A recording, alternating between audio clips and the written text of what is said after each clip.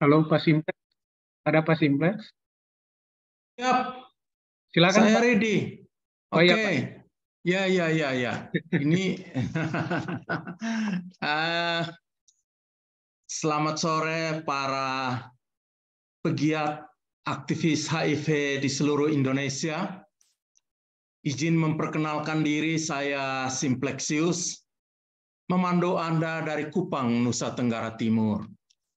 Saat ini kita akan memasuki sesi yang sangat menarik, yaitu sesi yang akan membicarakan tentang intervensi berbasis hak asasi manusia. Telah hadir dalam ruangan kita orang-orang yang sudah menggunakan waktunya hampir seumur hidupnya untuk memperjuangkan bagaimana penanggulangan HIV dimajukan di Indonesia. Dan bahwa kemajuan-kemajuan itu bukanlah hadiah, tetapi berbasis pada hak asasi warga, hak asasi kita sebagai warga negara, sebagaimana diamanatkan oleh konstitusi. Karena konstitusi adalah alasan kita bernegara. Karena itu, pertemuan kita ini sangat penting dan menjadi bagian integral dari upaya memajukan usaha-usaha penanggulangan HIV di Indonesia. Baik, teman-teman sekalian, oleh panitia saya diminta untuk memperkenalkan para narasumber hebat, dan sebagaimana diketahui dari rundown acara kita, pada kesempatan kali ini akan berbicara, sharing pengalaman, dan menyampaikan hal-hal penting kepada kita. Pertama, Bapak Ihsan Masa Karundeng SH. Selamat sore, Bapak Ihsan. Selamat sore, terima kasih atas kesempatan berharganya pada saat ini. Suara saya masuk, Pak? Masuk dan terdengar dengan sangat baik. Terima kasih.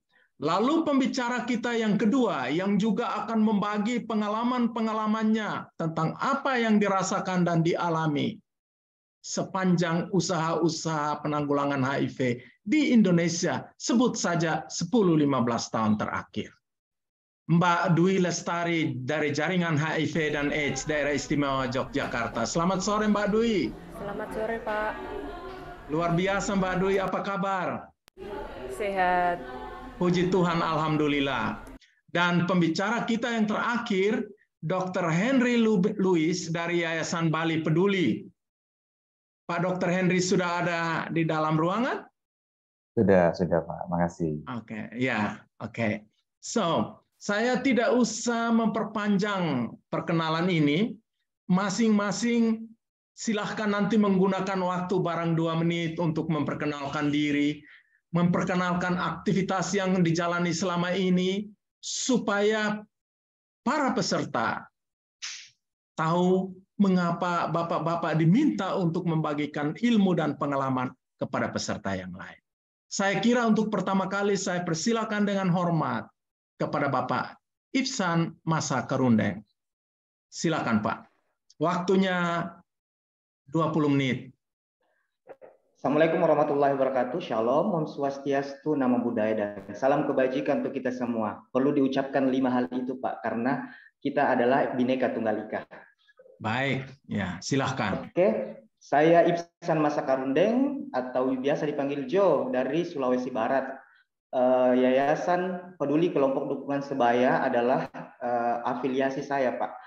Mengingat kasus HIV sekarang sangat-sangat urgent dan luar biasa Pak ya. Dan sebelumnya saya mengucapkan terima kasih banyak atas momen berharga ini. Jujur Li, saya termasuk orang yang merasa beruntung untuk bisa diundang di kesempatan yang menurut saya ini merasa terhormat, karena di usia saya juga masih tidak sepengalaman Bapak moderator dan teman-teman yang lain.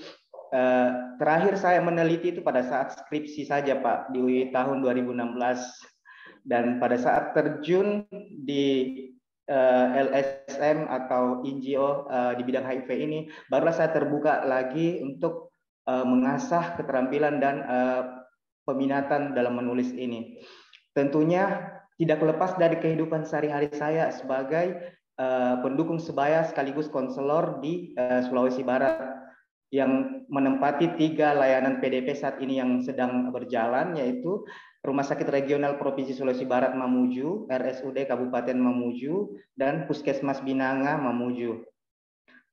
Saat ini kesehariannya selain mendampingi juga memberikan banyak konseling dan juga berusaha untuk menjadi perpanjangan tangan untuk teman-teman ODIP yang kiranya teman-teman ODIP ini butuh bantuan kita, bukan hanya sebatas konseling, kepatuhan obat, atau hanya sekedar, wah ayo semangat-semangat doang. Tidak sebatas itu, tetapi apa yang menjadi celah untuk bermanfaat kepada teman-teman ODIP yang lain itu kiranya kita usahakan, apakah berbentuk dana CSR, bantuan, atau kita usahakan bahkan menyuarakan berupa audiensi ke media atau audiensi ke beberapa pihak-pihak yang memang dirasa perlu untuk mempublikasikan betapa pentingnya seorang ODIP untuk dipedulikan dan tidak untuk didiskriminasi maupun distigmatisasi negatif. Permisi, apakah suara saya terdengar dengan baik? Terdengar, Mas. Oh ya, terima kasih banyak. Lanjut. Ya, terima kasih banyak atas responnya. Disclaimer sebelumnya, saya masih belajar. Ini bukan juga secara kebetulan untuk bisa diundang di momen terhormat ini. Saya rasa ini pintu bagi saya atau gerbang untuk bisa mendedikasikan diri dan menyuarakan aspirasi saya melalui tulisan. Bahkan di sini juga ada rekan saya, Ibu Santiaji Syafaat dari Sulawesi Selatan, sesama afiliasi dari YPKDS. Oke, saya akan langsung ke to the point karena diberi waktu 20 menit, jadi takutnya terbatas. Maaf, tidak ada slide-nya ya? Bentar ya, Mas. Ya, tolong di share screen, share slide-nya. Ya. Oh ya, siap Pak. Mbak Sari. Disclaimer Pak, minta izin untuk Pak Simplexius Asa ya Pak ya. Ya. Pak, izin kebetulan orangnya langsung ada di depan saya. Untuk bunga rampai yang saya akan sampaikan nanti, bunga rampai yang akan saya kirim, saya izin untuk mengutip pendapat Bapak di tesis Bapak. Silahkan. Saya merasa bahagia jika tesis itu bisa membantu teman-teman untuk mengembangkan penelitian lebih lanjut. Saya sudah tua, tidak banyak lagi aktivitas yang ini mengenai suatu tinjauan hukum pidana terhadap kriminalisasi perilaku beresiko dalam peraturan daerah tentang penanggulangan HIV di Indonesia, Pak ya. Silakan, itu saya sudah terbitkan buku. Nanti Mas Ihsan nanti kasih alamat, saya kirimi bukunya. Wow, luar biasa. Terima kasih banyak, Pak. Luar biasa. Ya, siap. Oke. Terima kasih untuk panitia yang sudah menyediakan papernya. Temanya adalah intervensi perlindungan hukum dan penegakan HAM, hak asasi manusia terhadap pasien pengidap, bukan penderita, yaitu pasien pengidap HIV/AIDS di kalangan rumah sakit dan masyarakat Provinsi Sulawesi Barat. Lanjut. Kenapa hal ini menurut saya penting banget? Karena memang saya terjun langsung di lapangan Bapak Ibu, bukan sekedar penelitian 1 sampai 2 bulan, tetapi sudah berapa tahun di sini, jadi mengalami langsung apa yang ada di lapangan. Nah, selayang pandang dari tahun ke tahun, kasus HIV/AIDS dilaporkan mengalami peningkatan, termasuk di Indonesia. Data yang terakhir yang saya dapat di website dan sumber resmi dari Kemenkes kemarin per Juni tahun 2022, yaitu total pengidap HIV/AIDS tersebar di beberapa provinsi di Indonesia sendiri, yaitu 519.158 case. Dan itu pasti sifatnya akan terus bertambah. Nah, titik pokoknya adalah ada di Provinsi Sulawesi Barat. Pada bulan Juni 2022, sebanyak 173 kasus. Mungkin kalau dibandingkan secara nasional, Jakarta lebih tinggi dari itu. Kamu heboh banget sih. Kenapa kamu terlalu heboh? Angkanya baru ratusan kok. Ini angka yang terdapat, yang tercatat di SIHA dan PDP yang terdaftar. Tetapi kita tidak tahu apa yang ada di pasien yang sudah terinfeksi tetapi belum melakukan tes. Lanjut.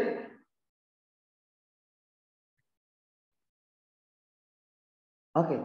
Nah, kenapa masih ada stigma, diskriminasi? Karena pemahaman yang ada ini dalam konteks Provinsi Sulawesi Barat dan Mamuju yang saya tempati saat ini berdomisili. Kita tanya HIV/AIDS itu tidak semua orang tahu, bahkan maaf kata tanda kutip nakes sendiri belum tahu apa itu HIV/AIDS. Mereka cuma tahu oh virus ya, yang ujung-ujungnya kita akan mati. Dan dari beberapa koresponden dan beberapa orang yang saya lakukan interview, kebanyakan oh yang mematikan, tidak ada angka kehidupan lagi, tidak ada harapan hidup, tidak bisa bekerja, tidak bisa menikah, tidak bisa dan sebagainya, dan endingnya adalah meninggal dunia. Nah, ini adalah PR buat saya di sini dan PR kita buat semua. Tidak perlu jauh-jauh banget lah. Minimal basicnya dulu, HIV/AIDS aja kalau sudah orang paham, pasti akan tahu klasifikasinya, apakah jenis HIV ini seperti apa sih? Apakah seperti COVID atau seperti TBC? Lanjut.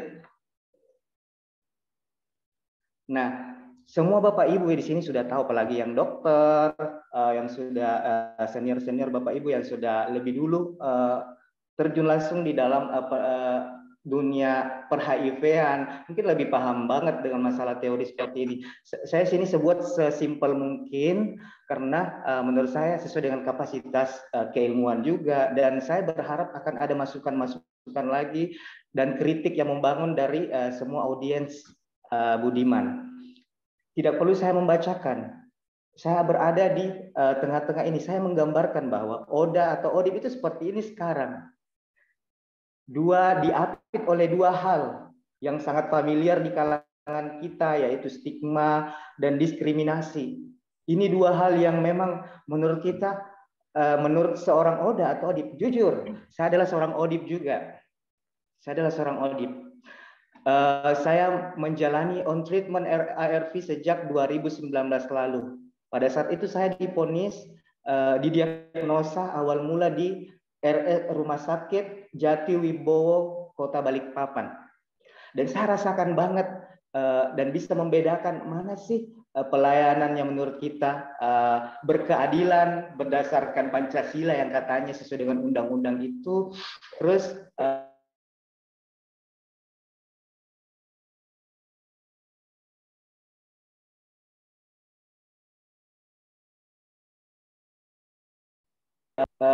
saya akan berkisah begini. Saya masuk harusnya kan dirawat inap, tetapi halo, apakah suara saya terdengar? Terdengar.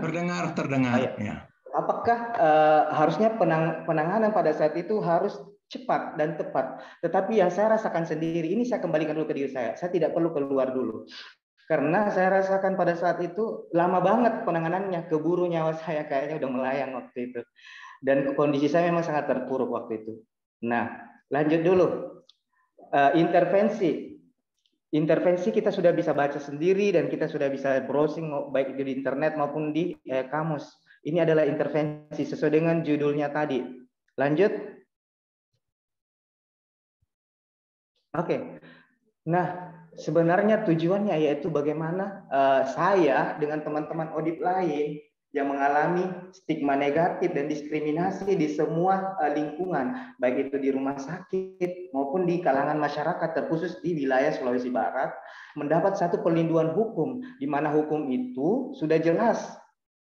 Tujuannya yaitu kepastian hukum. Kepastian hukum bagaimana mengayomi dan bagaimana melindungi masyarakatnya. Oke, lanjut.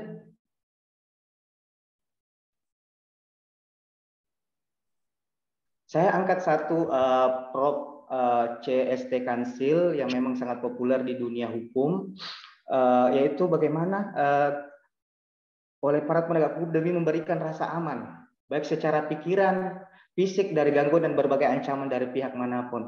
Nah, kalau saya mau mengkiaskan seperti ini, yang terjadi di lapangan itu ini masih teori saja. Ini masih teori dan belum maksimal dilaksanakan. Lanjut. Karena ada dua hal di sini yang perlu digarisbawahi tujuannya, yaitu perlindungan hukum dan penegakan HAM, human right. Semua orang di sini sudah tahu HAM itu seperti apa. Di sini saya cuma mengulang kembali hak asasi manusia itu seperti apa sih, dan apakah sudah ditegakkan di kalangan ODIP. HAM sendiri sudah jelas terpampang di dalam Pancasila sila kedua, yaitu menjamin hak dan kewajiban warga negara dalam kedudukannya dalam hukum. Kurasanya masih hanya kontekstual jika dibandingkan dengan beberapa case yang sudah saya dapat dan saya sudah lihat langsung pada saat ini. Lanjut. Nah, di sini mungkin kita bisa akan buka beberapa pasal, karena memang saya suka baca-baca pasal. Mungkin Bapak Ibu yang punya pasal ini, kita bisa baca di pasal 28I. Dulu deh, pasal 28I dulu deh. Di situ jelas hak kita, hak untuk hidup, hak untuk bebas. Saya garis bawahi di sini di poin kedua di pasal 28I, yaitu hak untuk bebas dari perlakuan yang bersifat diskriminatif atas dasar apapun dan hak mendapatkan perlindungan terhadap perlakuan yang bersifat diskriminatif itu. Nah, hubungannya dengan sebenarnya, maaf, ini slide sebenarnya saya buat sesimpel mungkin, tetapi detailnya akan ada di Bunga Rampai insya Allah nanti. Saya kaitkan dengan kasus kenapa saya angkat di rumah sakit dengan di kalangan masyarakat. Pertama, ada 3 menurut data dan menurut pengakuan beberapa dampingan saya atau pasien saya, ada 3 orang ini yang mengaku pada saat awal-awal, pada saat itu juga saya belum ada di sini, pada saat itu mengalami diskriminasi total, artinya termasuk dibakar bekas tempat dia dirawat inap, itu ada kasus dulu di sini. Terus kedua, dan orangnya sudah almarhum. Terus kedua, maaf, rata-rata yang 3 orang ini sudah meninggal dari Maret. Ini kasus saya angkat dari Maret sampai bulan September ini, 3 orang ini telah meninggal semua. Karena ini menurut analisa saya aja mungkin ya, dan kuanggap ini sudah kita akan bisa sepakati semua bahwa bukan hanya ARV-nya yang bermasalah sebenarnya, tetapi stigma negatif dalam keluarga dan masyarakat di sekitar, termasuk tadi perlakuan di rumah sakit waktu pertama kali divonis. Ini pengakuan pasiennya ya sebelum meninggal, itu merasa memang sudah nggak ada harapan lagi karena mulai dari perlakuan itu dalam artian beda lah. Orang punya perasaan kok, kita manusiawi punya naluri, kok beda ya saya dengan pasien yang lain. Padahal saya juga bayar kok. Apa karena dengan diagnosa HIV saya, B20 saya, seperti itu akan diperlambat dulu. Dan itu juga saya rasakan waktu itu di Balikpapan, lama banget. Terus kedua, pasien yang kedua mengalami stigma negatif dan pengucilan di wilayah tempat dia tinggal. Jadi terpaksa dia harus merantau saat ini. Saat itu karena sudah meninggal ya. Info terakhirnya bulan September kemarin meninggal. Ya. Meninggal dunia, dan Allahu alam, hanya Tuhan yang tahu apa karena memang bagaimana. Saya rasa kalau kembali lagi ke dokter kemarin pada saat live katanya kepatuhannya harus teratur dan sebagainya. Kurasa teratur karena kita selalu menjadi PMO-nya juga atau pengawas minum obatnya. Saya rasa teratur, tidak pernah telat.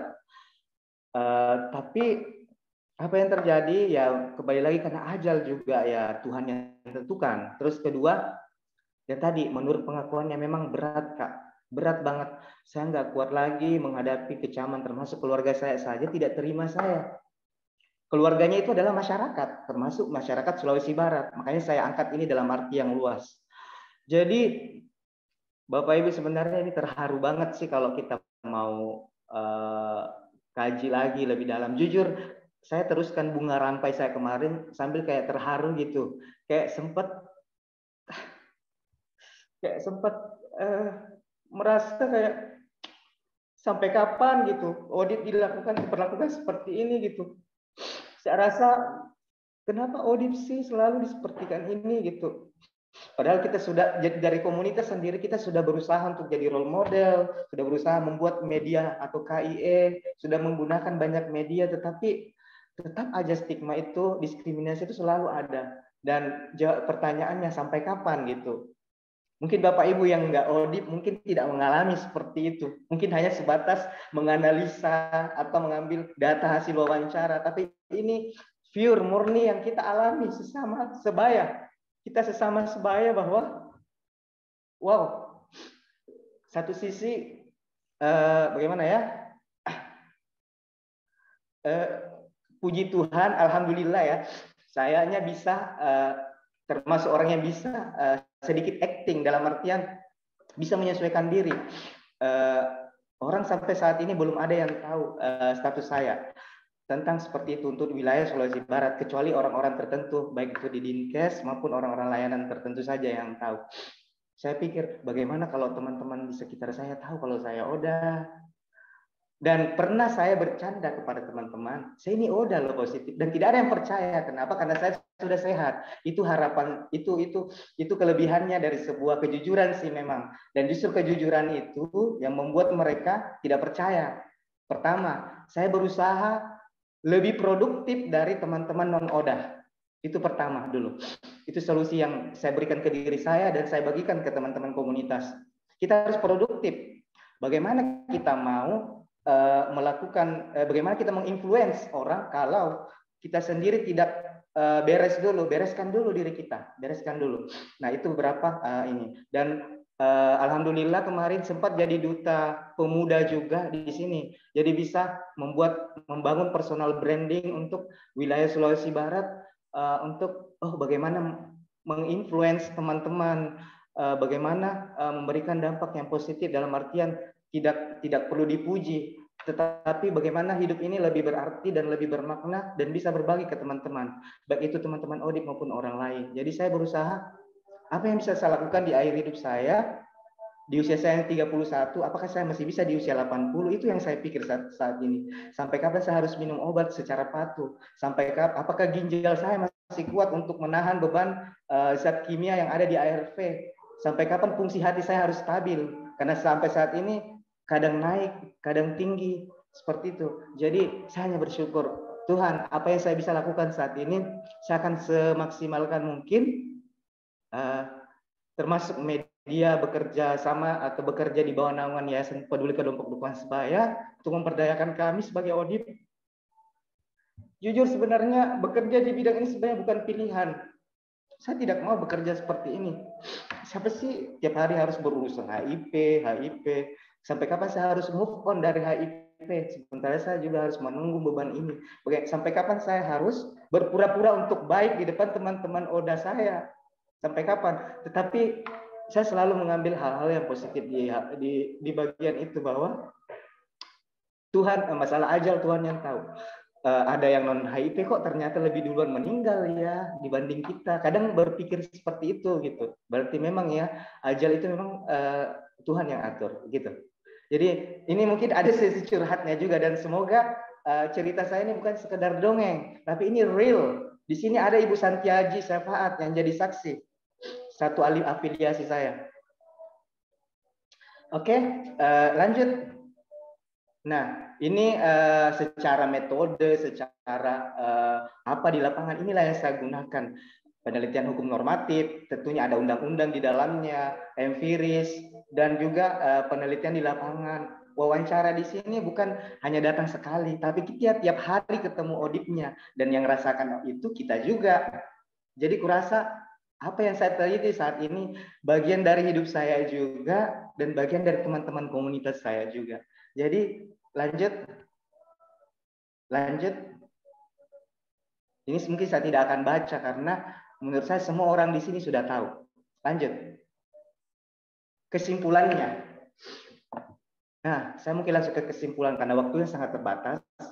Bahwa menurut apa yang saya cerita tadi, beberapa case yang saya angkat, kita garis bawahi diskriminasi, tidak ada empati, dikucilkan, dijauhi, tidak ada pengayoman dan perlakuan negatif lainnya. Itu benar-benar ada terjadi. Dan ini pasiennya sendiri yang mengalami, pasien saya sendiri, dampingan saya sendiri. Dan orangnya 3 orang itu sudah meninggal baru-baru ini. Terus kena maaf di sini kalau ada yang medis, dokter, karena saya sekarang juga lagi di rumah sakit sekarang standby. Saya tiap hari di rumah sakit. Jadi saya tidak menyalahkan kalangan medis karena kalangan medis ini kan umum, nakes semua umum, dokter, perawat, apoteker dan lain sebagainya. Tetapi saya garis bawah di sini di Provinsi Sulawesi Barat masih kuat stigmatisasi, termasuk perawat-perawat, calon-calon perawat muda yang lagi magang itu gampang sekali melakukan stigma untuk pasien-pasien penanganan awal, jujur, karena mereka belum tahu betul ternyata masalah HIV itu Bapak Ibu. Terus harapan saya ke depan sebenarnya bagaimana kita setelah penelitian ini, terus presentasi ini bukan hanya sebatas selesai proyeknya selesai sudah, tetapi saya mohon ada sifatnya berkesinambungan atau sustainable. Mungkin slogan atau tujuan akhirnya adalah ending AIDS 2030 dengan presentasi 95 dan sebagainya sampai zero. Kurasa semua tidak ada yang mustahil untuk terjadi jika memang kita saling bergandengan tangan dari semua kalangan sesuai dengan temanya yaitu semua kalangan. Artinya tidak usah jauh-jauh dulu deh, kita dulu deh. Kita berani nggak? Sudah bisa nggak menerima ODIP itu sendiri? Masih mau nggak serumah dengan ODIP? Bisa nggak kasarnya? Masih ada nggak di dalam pikiran kita kalau dengan HIV itu B20 tidak usah dibesar-besarkan atau pada saat direkam medis contohnya, bedul ya, bedul, nggak usah dibesar-besarkan. Itu seolah-olah kita memancing orang lain untuk mendengar bedul, karena kurasa itu nggak privasi nggak confidence juga data pasiennya. Jadi waktunya itu masih ke tinggal tempat 3 menit di layanan saya. Oke, baik Pak, apa waktu saya habis? Mbak masih ada 3 menit, silakan. Oke Pak, jadi close statement-nya adalah mari kita saling merangkul untuk semua kalangan termasuk ODIP. Jangan menganggap karena kita nggak tahu loh sebenarnya banyak yang orang HIV yang positif di sekitar kita, tetapi karena sudah ARV sudah sehat, mana ada yang tahu. Jadi kurasa motivasi hidup, psikososial itu penting banget ke mereka. Stoplah stigma negatif dan diskriminasi terhadap ODIP. Karena kita semua setara untuk ending AIDS 2030. Terima kasih. Wassalamualaikum warahmatullahi wabarakatuh. Oke, terima kasih Ihsan sudah menggunakan waktu secara sangat efektif dan efisien, ya. Dan satu hal yang penting yang kita perlu garis bawahi ialah dari presentasi ini, 30 tahun lalu ketika memulai, itu kita tahu diskriminasi dan stigma itu disebabkan karena ketidaktahuan. Jika setelah 30 tahun itu masih ada, apakah ini kesengajaan? Karena kesengajaan dalam stigma dan diskriminasi adalah kejahatan terhadap kemanusiaan.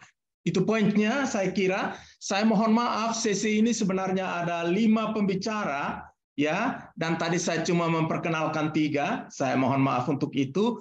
2 lainnya yang juga sudah ada di layar kita adalah Mbak Novi Puspitasari dari LBHM dan Mbak Tamara Luis dari Sanggar Suara Bali. Ya, nanti kesempatannya akan diberikan. Saya kira kita langsung saja ke pembicara kedua dari sesi kita ini. Ya, dipersilahkan. Baik. Terima kasih, Pak. Mbak Dwi Lestari, ya, silakan. Take your time, ya. Selamat, yes, thank you.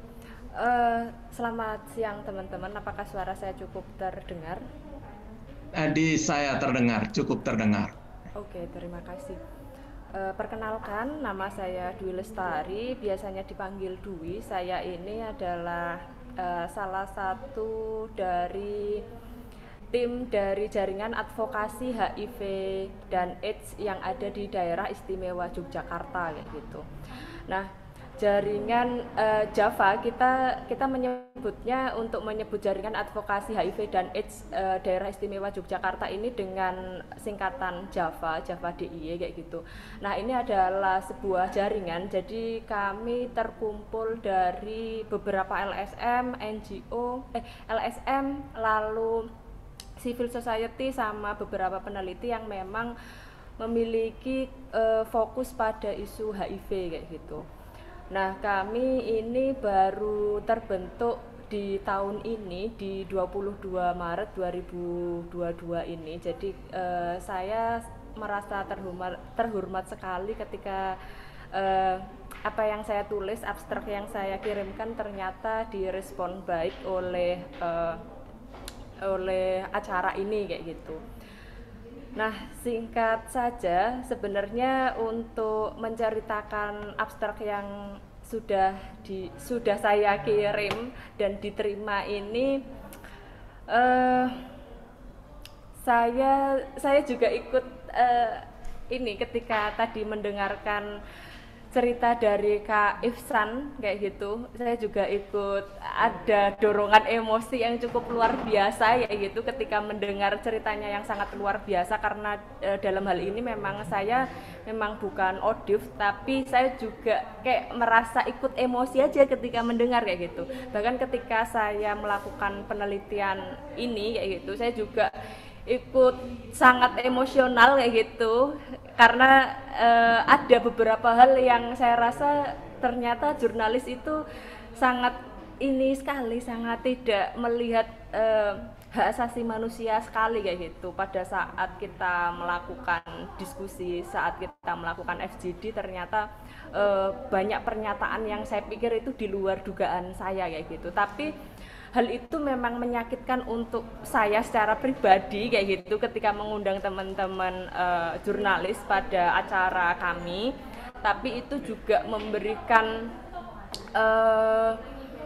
pemahaman baru bahwa ternyata ketika ngomong HIV dan AIDS itu memang tidak semua orang bisa menerima, dan tidak semua orang itu bisa welcome apa yang dialami oleh teman-teman, apa yang kita bicarakan kayak gitu. Dan dari situ membuat kita memiliki semangat kayak gitu, bahwa tahun-tahun yang akan datang kita harus membuat sebuah program-program yang memang sasarannya adalah teman-teman jurnalis, agar apa yang dirasakan oleh teman-teman baik yang ada di Yogyakarta ataupun teman-teman di luar dari Yogyakarta juga tidak mengalami diskriminasi kayak gitu.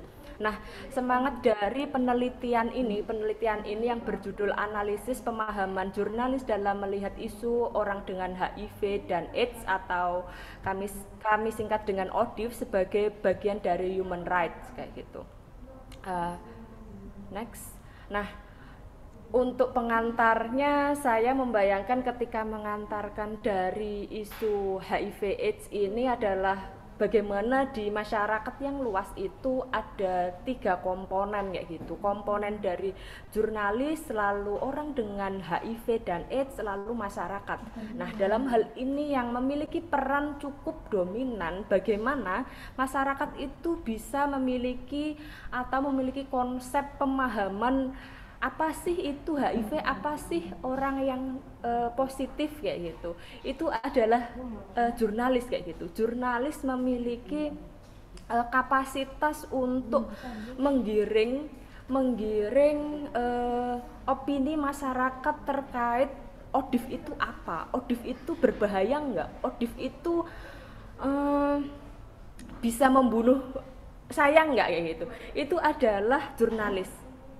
Nah, dalam hal ini ternyata jurnalis ketika menulis berita-berita terkait dengan ODIF, ataupun ketika menulis orang dengan HIV yang dikaitkan dengan teman-teman termarginalkan, misalnya berkaitan dengan isu LGBT dan lain sebagainya, itu selalu memberikan stigma dan stereotip yang sangat negatif kepada teman-teman.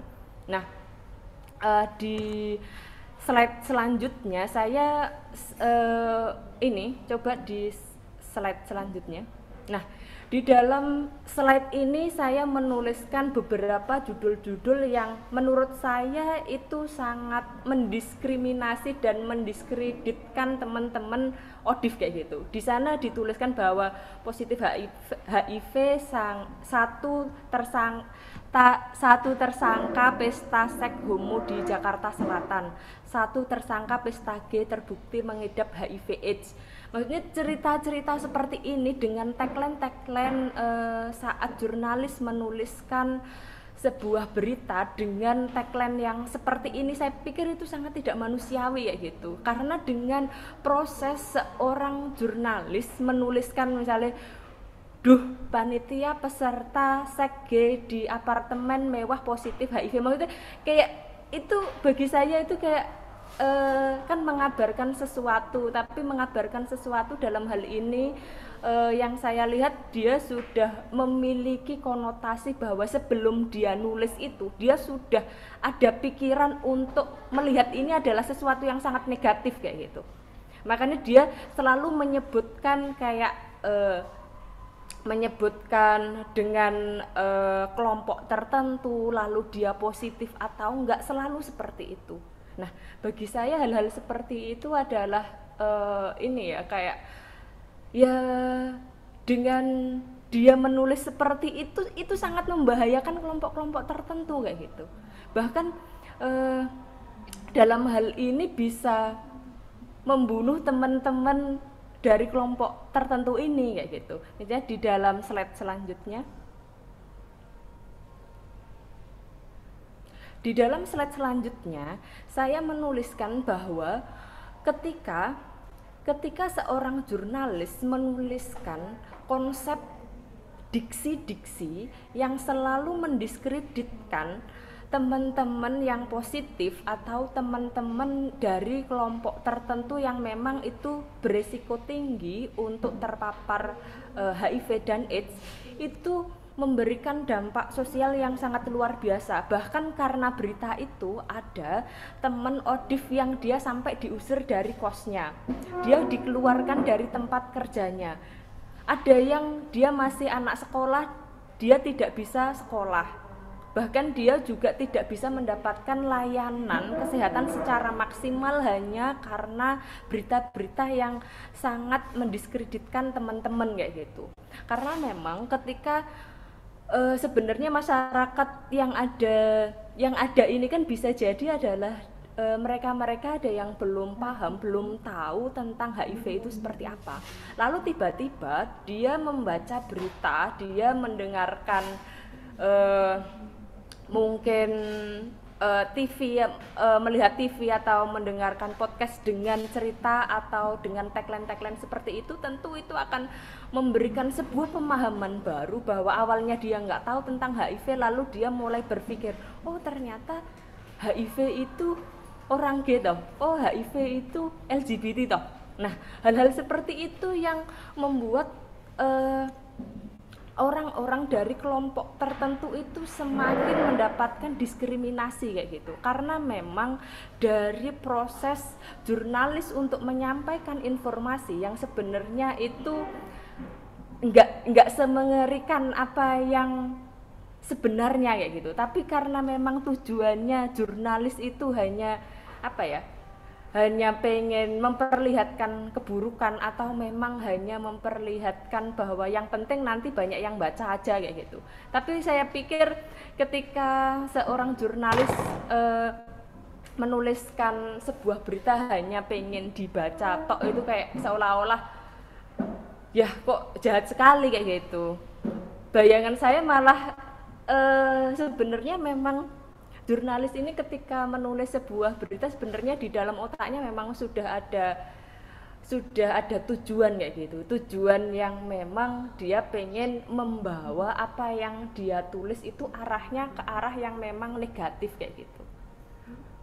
Tanpa dia melihat bahwa sebenarnya orang yang kamu tulis ini malah semakin tersudut, malah semakin membahayakan kehidupan mereka kayak gitu. Hal-hal seperti itu saya pikir jurnalis sangat tidak melihat itu kayak gitu. Bahkan nanti di dalam hasil penelitian saya kayak gitu. Dia bahkan cukup mengatakan hal yang cukup mengerikan sekali untuk saya kayak gitu.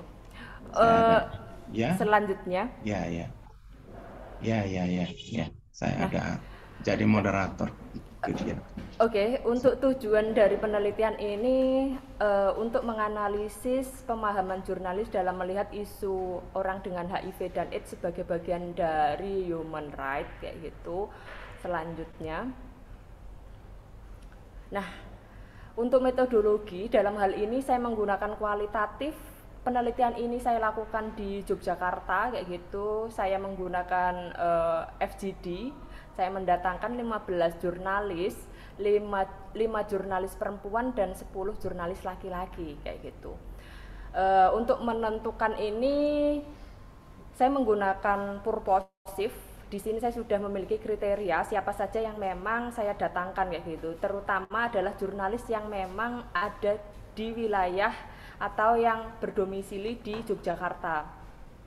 Nah, karena dalam hal ini memang dari pihak kami melihat jurnalis-jurnalis yang menuliskan terkait isu HIV ini yang nulisnya kita katakan cukup ngawur, cukup memprihatinkan adalah jurnalis-jurnalis yang belum senior kayak gitu, masih junior, dia masih baru, lalu dia juga masih belajar untuk nulis kayak gitu. Jadi itu yang memang kami sasar kayak gitu, karena memang harapannya ketika kita menyasar yang senior kayak nggak ada gunanya, karena memang dia sudah senior. Saya pikir ketika senior itu sudah memiliki kapasitas yang cukup baik, jadi kita menyasar yang masih junior-junior. Dan memang ketika yang junior-junior ini memang memiliki ya hasil yang cukup luar biasa ketika memberikan pernyataan. Oke, selanjutnya. Nah, dari hasil yang kita lakukan ketika melakukan FGD itu memang ada 15, 5-nya adalah seorang perempuan, lalu 10-nya tadi adalah laki-laki kayak gitu.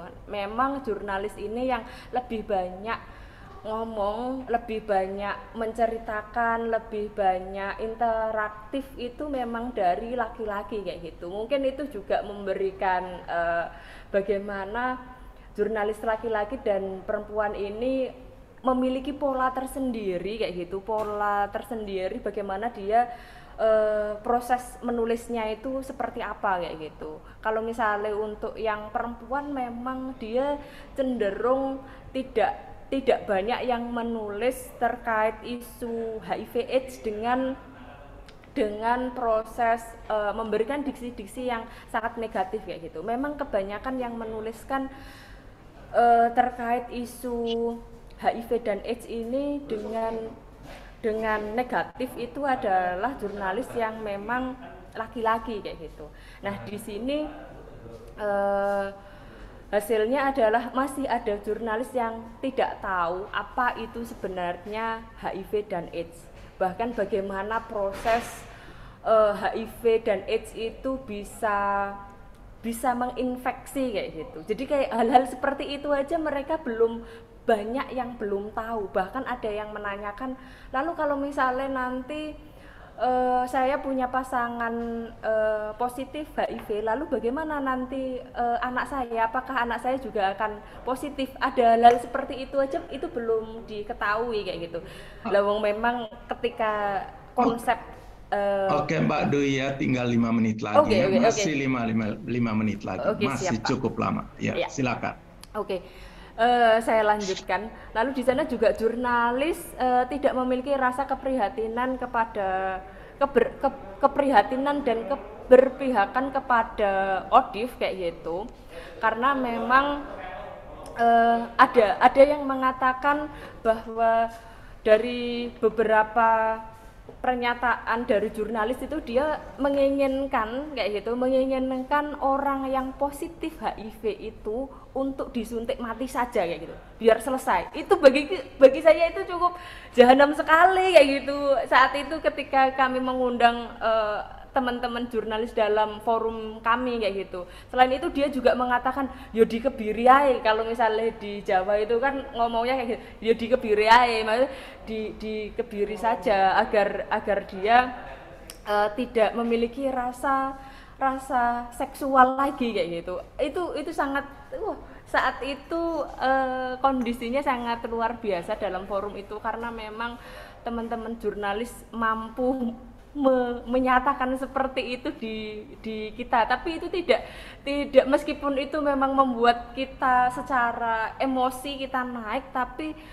dari pernyataan-pernyataan itu kita bisa membuat sebuah program-program lagi yang memang sasarannya lebih luas lagi kayak gitu. Di sana juga ada yang mengatakan bahwa orang yang dengan HIV, gimana kalau misalnya nanti dia memiliki andai-andai kayak gitu, dia berandai-andai orang yang positif HIV itu untuk dikarantina di wilayah 60 hektar kayak gitu, dan di sana mereka diisolasi, dia tidak boleh bertemu dengan keluarganya, bertemu orang yang bukan positif kayak gitu. Ada keinginan, ada halusinasi seperti itu. Tapi saat itu memang cukup panas suasananya, jadi memang karena dari tim kami juga ada yang positif HIV, jadi kayak nggak terima ketika dinyatakan itu kayak gitu. Slide selanjutnya. Nah, dari hasil itu saya kayak gitu, saya memiliki pembelajaran baik menurut saya, bahwa pembelajaran baiknya adalah penelitian ini mampu mengetahui pemahaman jurnalis tentang ODIF itu seperti apa. Mungkin di awal memang dia tidak tahu, tapi dengan proses yang cukup panas tadi, saya pikir itu cukup akan membekas untuk kami semua yang ada di Java, juga membekas untuk teman-teman jurnalis yang datang pada saat itu kayak gitu. Saya pikir itu cukup memberikan pembelajaran baik, meskipun kami ya cukup marah juga kayak gitu. Selanjutnya adalah mulai ada bonding kerjasama kayak gitu, dengan proses yang cukup banyak marah-marahnya, lalu kita dongkol kalau orang Jawa menyebutnya. Dengan proses FGD itu ternyata dengan proses itu kami mulai ada bonding kerjasama. Jadi setiap beberapa kegiatan yang kami lakukan, kami mengundang jurnalis dan mereka juga hadir dan mulai mampu membuat berita-berita Mbak Dwi, kayak gitu. Dua menit lagi. Oke, siapa selain itu next. Oke, rekomendasinya adalah apa yang saya lakukan di dalam riset itu, harapannya di tahun depan kayak gitu ada program yang berkaitan dengan untuk jurnalis, agar pengetahuan jurnalis tentang isu HIV/AIDS ini lebih baik lagi kayak gitu. Mungkin itu cukup dari saya. Terima kasih atas waktunya. Ya Mbak Dwi, ya terima kasih ya. Oke, tapi yang menarik dari pengalaman Mbak Dwi ini ialah pertama bahwa jurnalis itu masih belum punya pemahaman yang benar tentang HIV. Tapi terkait dengan isu HAM sebetulnya ialah bahwa di satu sisi masyarakat itu mempunyai hak asasi untuk mendapatkan informasi yang benar.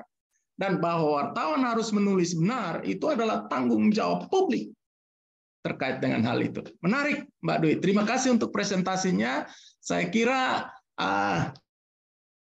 makin lama makin panas dan menarik. Ini kita mesti segera terus kepada Dr. Henry Lewis untuk menyampaikan pengalaman-pengalamannya dan supaya waktu kita cukup untuk berdiskusi. Waktunya 20 menit, Pak Dokter. Take your time. Oh, saya presentasi berikutnya, bukan yang terakhir ya, Pak Simplex.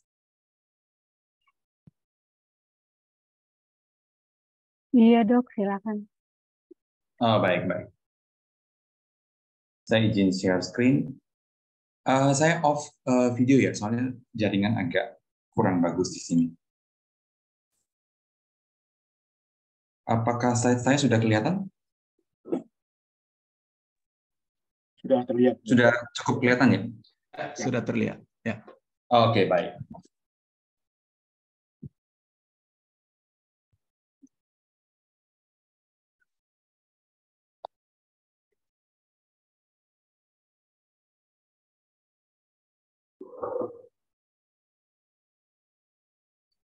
Slide saya kelihatan?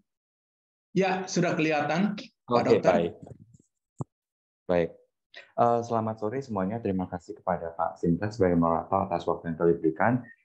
Saya akan mempresentasikan abstrak kami yang berjudul pendekatan berbasis hak asasi manusia dalam kaskade perawatan HIV pada populasi kunci selama pandemi COVID-19 di Indonesia. Perkenalkan, nama saya Dr. Hendry Wiss. Keseharian saya bekerja di Yayasan Bali Peduli. Memang memiliki ketertarikan di bidang HIV, kesehatan seksual, kesehatan dan kesehatan komunitas. Dan saya ini juga sedang melanjutkan pendidikan di Fakultas Hukum Universitas Katolik University Unika Sukiya Pranoto. Baik, berikut adalah kerangka presentasi dari kami yang meliputi latar belakang, gambaran singkat, dan diakhiri dengan pembelajaran dan kesimpulan. Baik, HIV masih menjadi masalah kesehatan di Indonesia hingga akhir 2021. Terdapat lebih dari 540.000 ODIF. Populasi yang paling terdampak terutama adalah populasi kunci, yang seperti kita bisa lihat bahwa LSL dan TB memiliki prevalensi tertinggi dari HIV.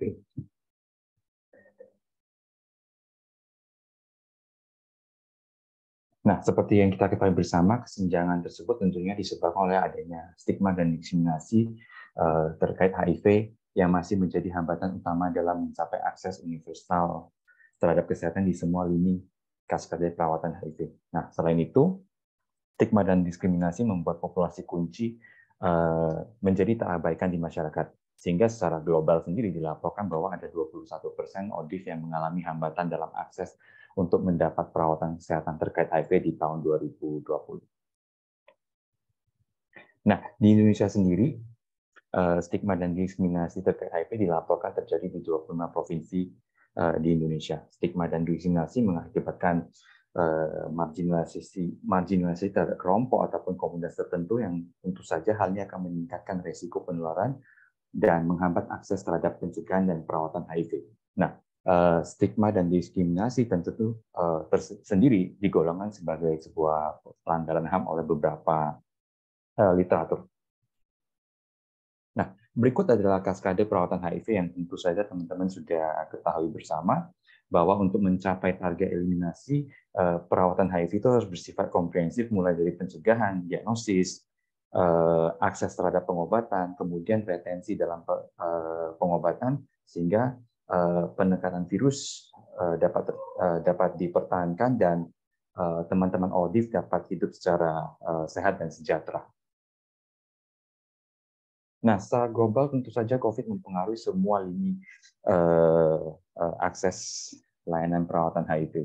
Jadi banyaknya kebijakan pembatasan tentu saja membuat akses terhadap layanan HIV terganggu dan banyak infeksi baru tidak terdiagnosis.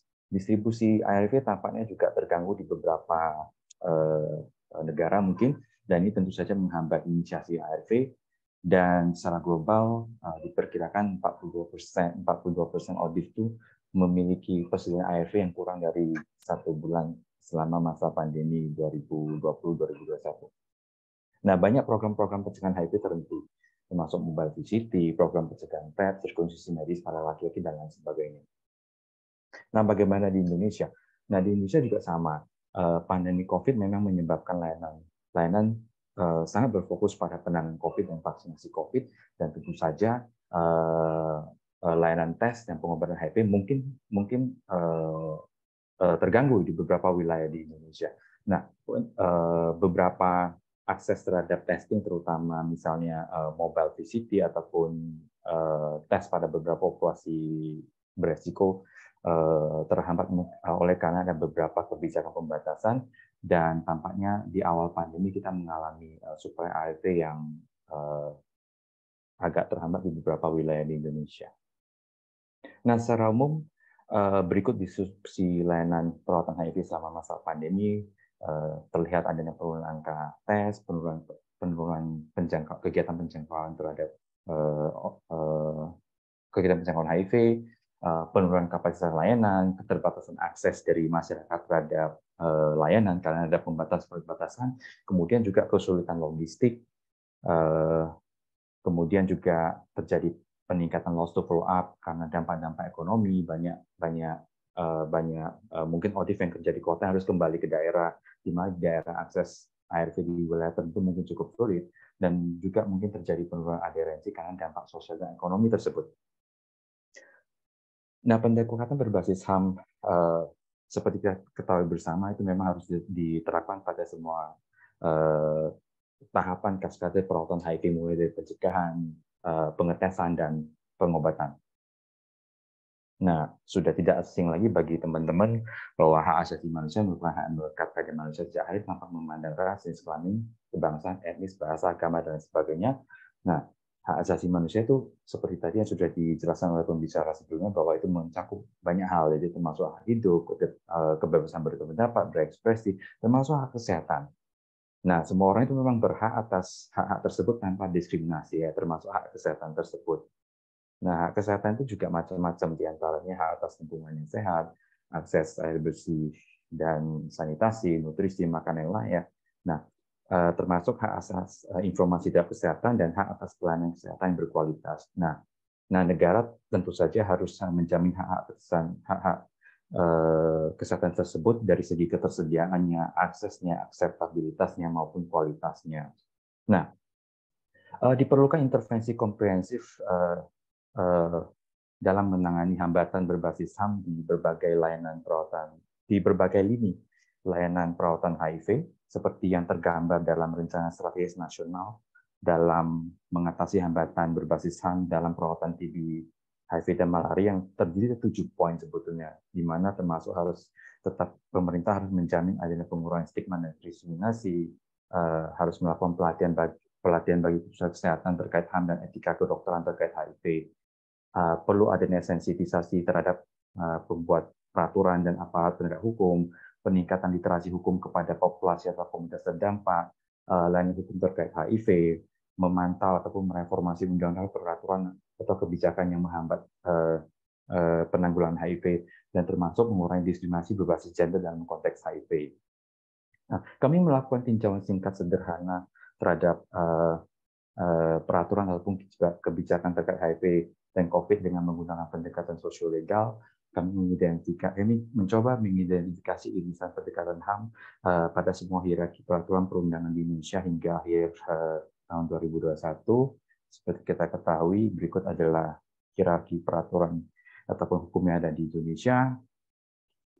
Nah, setidaknya dari kajian kami ada 13 peraturan ataupun mulai dari undang-undang, mulai dari konstitusi kita hingga ada undang-undang, peraturan presiden, peraturan di tingkat menteri, hingga surat edaran yang mengatur tentang HIV, yang mengatur tentang jaminan hak akan kesehatan di bidang HIV, termasuk selama masa pandemi. Berikut gambaran regulasi yang kami tinjau secara singkat. Setidaknya selama masa pandemi, pemerintah mengeluarkan surat edaran yang menjamin akses terhadap, hak kesehatan, terutama dalam bidang HIV dan IMS dan TB.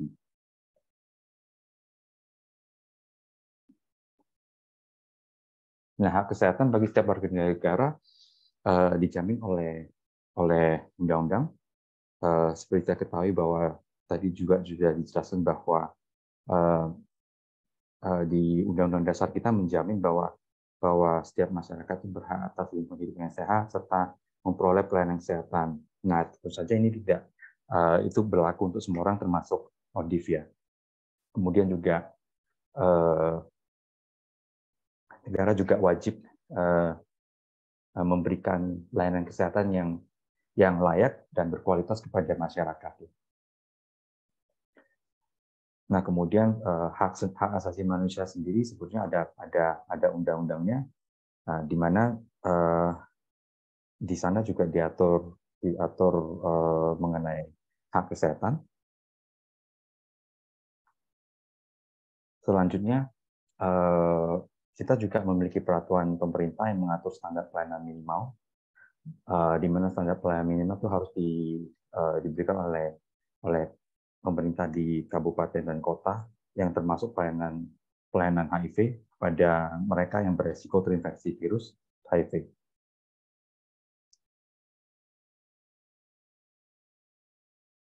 dari segi akses, dari segi jaminan terhadap ketersediaan pengobatan, sebetulnya ada peraturan presiden juga yang menunjukkan bahwa pemerintah itu berkomitmen untuk memenuhi ketersediaan dan kebutuhan obat antiretroviral untuk pengobatan HIV dan hepatitis B.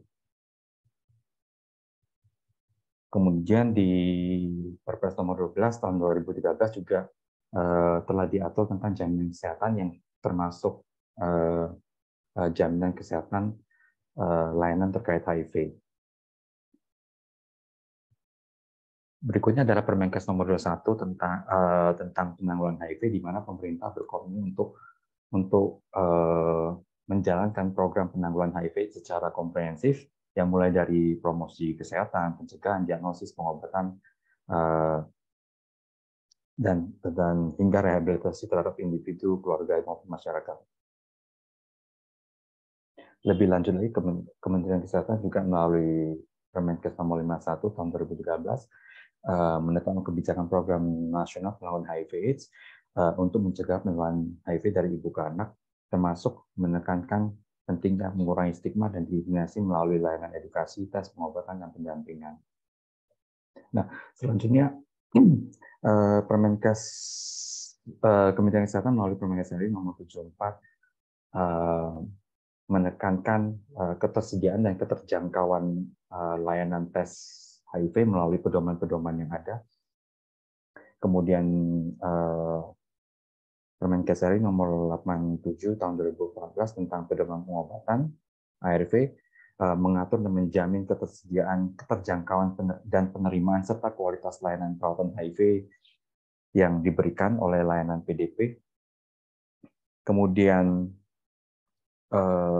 Kementerian Kesehatan juga mengeluarkan pedoman bagi para dokter dalam menyelenggarakan praktik layanan screening, pencegahan, dan pengobatan HIV kepada seluruh masyarakat tanpa terkecuali. Dari segi penanganan wabah sendiri, sebetulnya Permenkes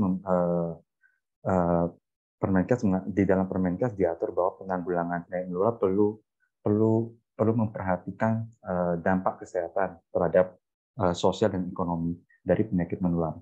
Jadi pemerintah dan pemerintah daerah diharapkan dapat melaksanakan mitigasi dampak dengan menghilangkan diskriminasi dalam memberikan layanan kepada masyarakat. Nah, selama pandemi sendiri, pemerintah berkomitmen mempertahankan pelaksanaan penanggulangan HIV dan tuberkulosis melalui rumah sakit pemerintah dan vertikal dan puskesmas, seperti yang tertuang dalam Surat Edaran Menteri Dalam Negeri nomor 440. Kemudian lebih spesifik lagi, Dirjen P2P menerbitkan surat edaran tentang protokol pelaksanaan pelayanan HIV selama masa pandemi yang mengisyaratkan untuk bahwa layanan harus tetap melanjutkan perawatan esensial dengan standar kehati-hatian, memberikan ARV multibulan, di mana hal sebelumnya tampaknya hal tersebut sulit didapatkan ya. Kemudian penyebar luasan informasi melalui kesehatan secara digital, memastikan ketersediaan ARV, memastikan ketersediaan alat pencegahan HIV dan IMS, termasuk juga beberapa pencatatan dan pelaporan dapat dilakukan secara digital. Nah, dari tinjauan CKD kami dapat berkesimpulan bahwa sebetulnya Indonesia itu memiliki aturan-aturan yang menjamin akan hak kesehatan. Namun tentu saja untuk mengakhiri AIDS sesuai dengan target perlu penegasan dalam penerapan HAM serta penegakan hukum. Penegakan hukum tentu saja dalam setiap lini kaskade pelayanan HIV.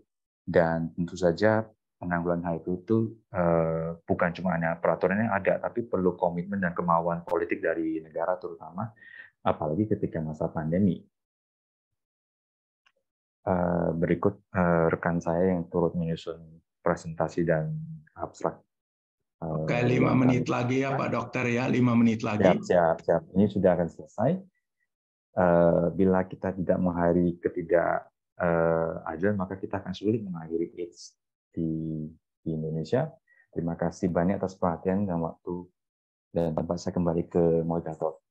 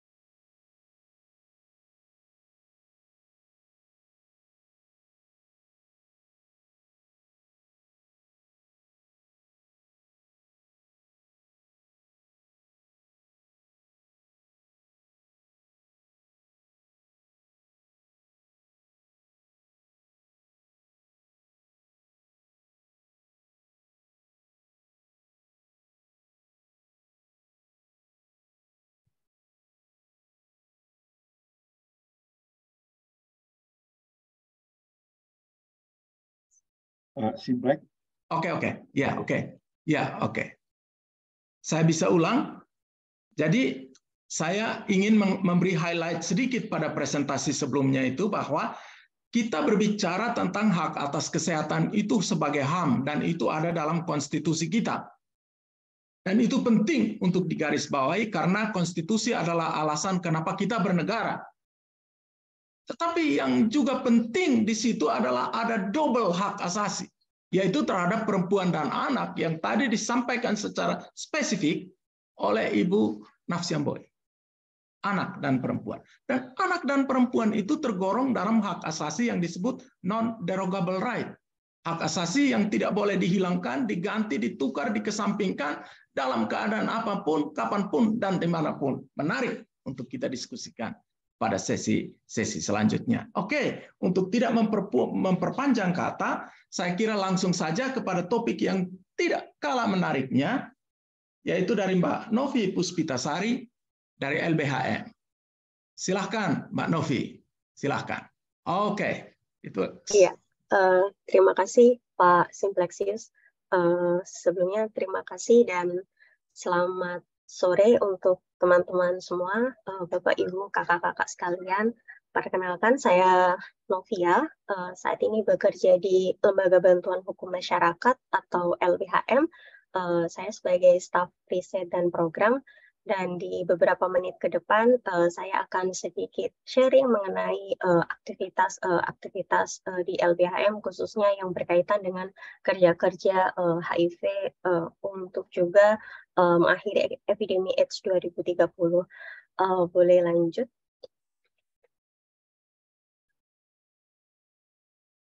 Sedikit mungkin bagi Bapak Ibu dan kakak-kakak yang belum tahu LBHM, jadi kami memang organisasi bantuan hukum dan juga NGO yang memberikan bantuan hukum baik itu litigasi maupun non-litigasi secara cuma-cuma kepada masyarakat miskin, marginal, dan korban pelanggaran hak asasi manusia.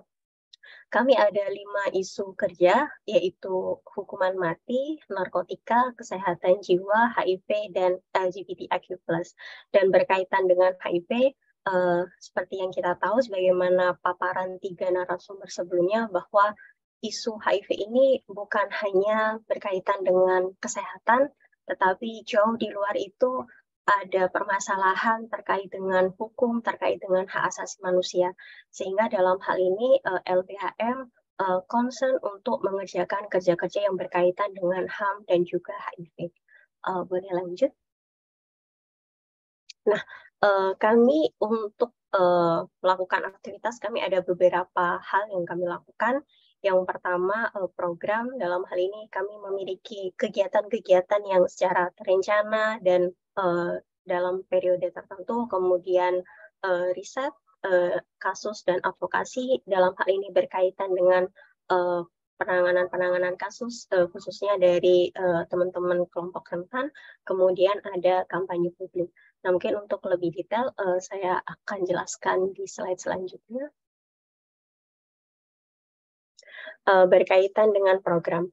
Ada beberapa program yang kami lakukan berkaitan dengan HIV dan HAM.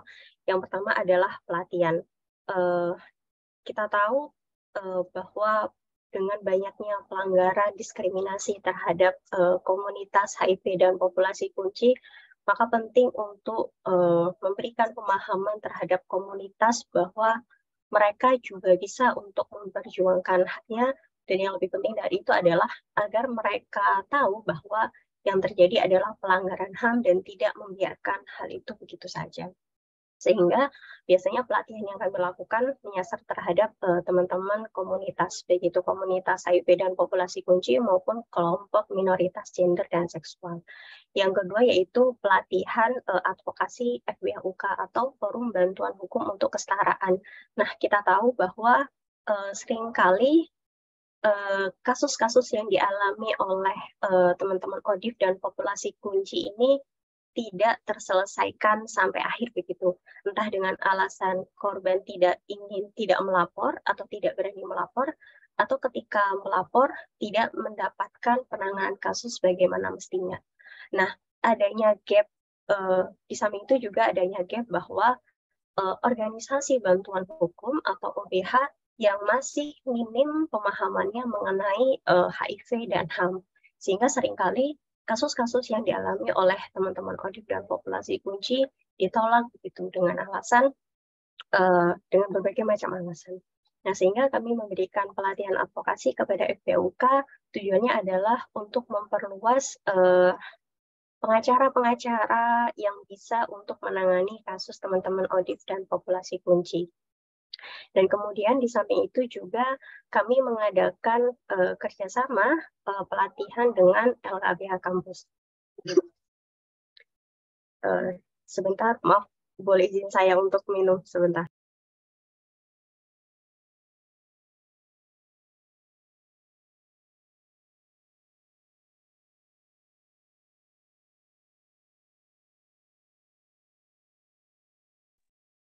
Ya, pelatihan yang kami lakukan selanjutnya yaitu pelatihan dengan LKBH kampus. Jadi kami bekerja sama dengan LBH Pengayoman, Universitas Parahyangan, dan LKBH Universitas Saweri Gading untuk memberikan pelatihan terkait isu minoritas gender dan seksual, yang mana pelatihan ini diikuti oleh 60 mahasiswa hukum. Harapannya dari pelatihan ini adalah bisa memberikan perspektif gitu yang lebih baik lagi kepada calon-calon mahasiswa hukum yang nantinya bisa bekerja sebagai menjadi bagian dari aparat penegak hukum. Kemudian aktivitas yang kami lakukan selanjutnya adalah pembuatan mekanisme rujukan kasus HIV.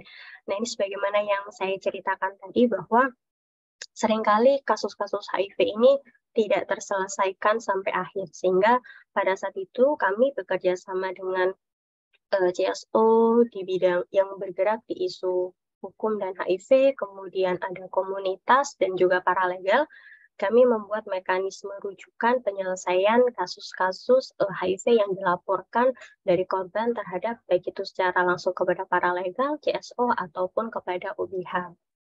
Nah, yang ketiga berkaitan dengan webinar dan diskusi.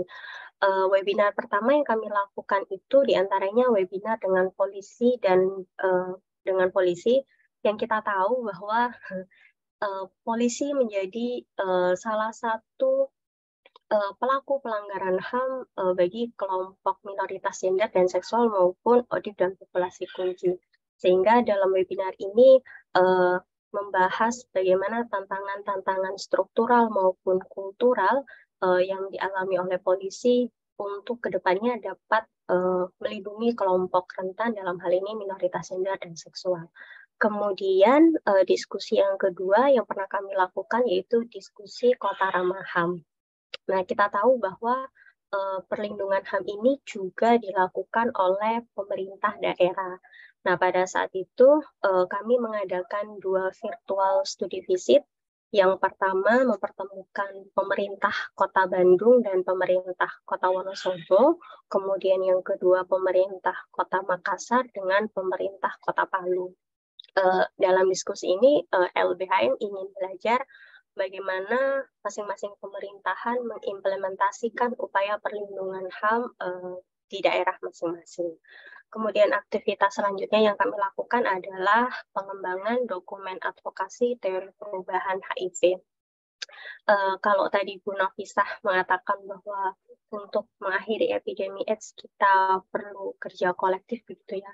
Nah, jadi di dokumen TOC ini adalah sebuah dokumen perubahan untuk mencapai target penanggulangan HIV yang dapat dilakukan secara kolektif begitu. Jadi di teori perubahan ini ada 6 sasaran. Yang pertama berkaitan dengan pemenuhan hak-hak dasar, kemudian di sasaran kedua ada stigmatisasi HIV, yang ketiga terkait dengan reformasi produk serta praktik penegakan hukum yang diskriminatif, penuh prasangka, tidak berbasis bukti, dan menjauhkan pendekatan kesehatan. Kemudian upaya perubahan yang keempat, jaminan kualitas layanan kesehatan dan ketersediaan obat HIV. Perubahan yang kelima terkait proteksi terhadap anak dengan HIV, dan area perubahan terakhir berkaitan dengan kerja advokasi masyarakat sipil yang solid dan mandiri. dokumen ini terbuka bagi siapapun, khususnya bagi organisasi yang bergerak di isu HIV dan HAM. Jika seandainya teman-teman yang ada di ruangan ini ingin mengetahui lebih lanjut, dokumen ini bisa diakses di website LBH Masyarakat.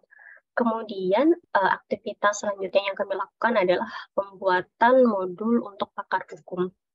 Jadi kami membuat, karena biasanya melakukan pelatihan dengan pakar-pakar hukum, termasuk dalam hal ini adalah paralegal, pengacara, OBH, kami membuat modul berkaitan dengan isu minoritas gender dan seksual, termasuk di dalamnya adalah proses pembuatan kebijakan daerah, dalam hal ini Perda, karena kita tahu sedikit banyak diskriminasi terhadap ODIP dan populasi kunci ditemukan dari peraturan-peraturan daerah yang diskriminatif.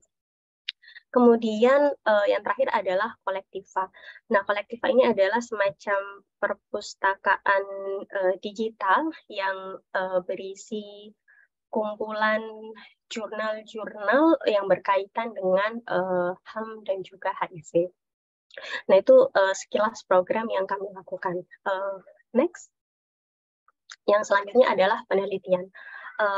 Kami juga melakukan penelitian karena kami melihat bahwa untuk melakukan suatu advokasi, kita perlu memiliki bukti yang kuat ataupun data yang kuat. Nah, ada beberapa penelitian yang kami lakukan. Yang pertama adalah monitoring dan dokumentasi HIV dan LGBTIQ+.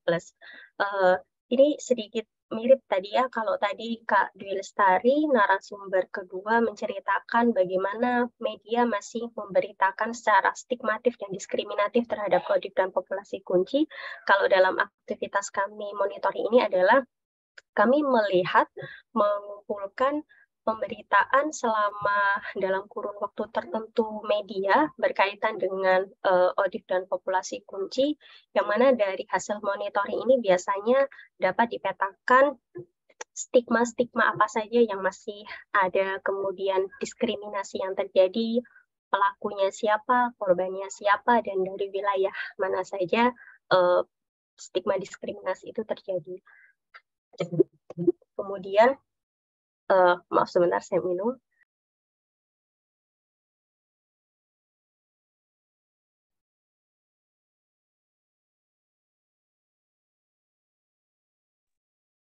Kemudian yang kedua berkaitan dengan HIV legal review. Jadi kami melakukan penelitian terhadap perda-perda tentang pencegahan dan penanggulangan HIV di daerah.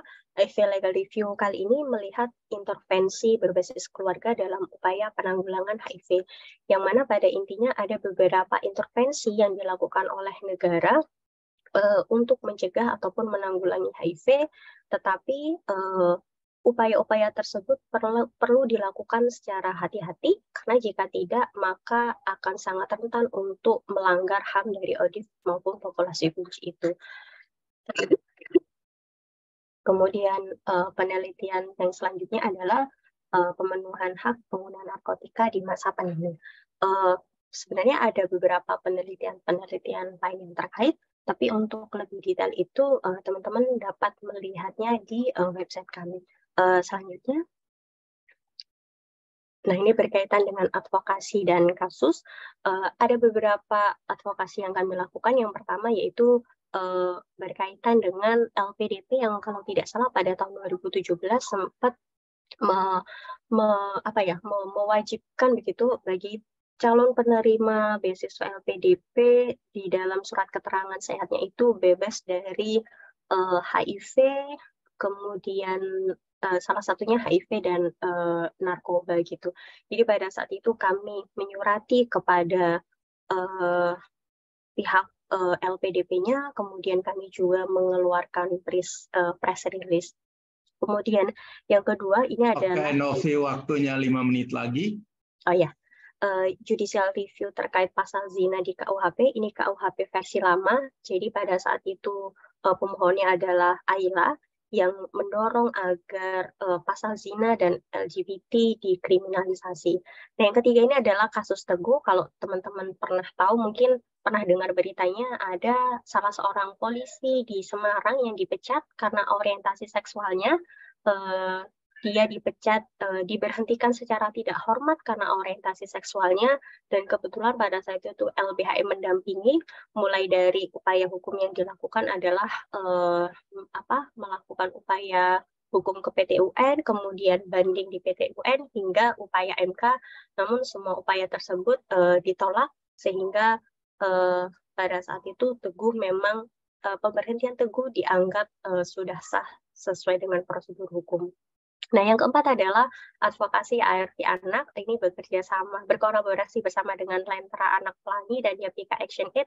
Jadi kami melakukan pengaduan ke Ombudsman terkait adanya maladministrasi. Namun sayangnya Ombudsman menyatakan tidak ada maladministrasi terkait dengan pemberian ARV anak ini. Dan yang keempat adalah Perda P4S Kota Bogor yang tahun lalu baru disahkan. Jadi ini berkolaborasi bersama Koalisi Kami Berani membuat legal opinion terkait muatan-muatan diskriminatif di dalam Perda P4S. Selanjutnya, nah ini kampanye publik.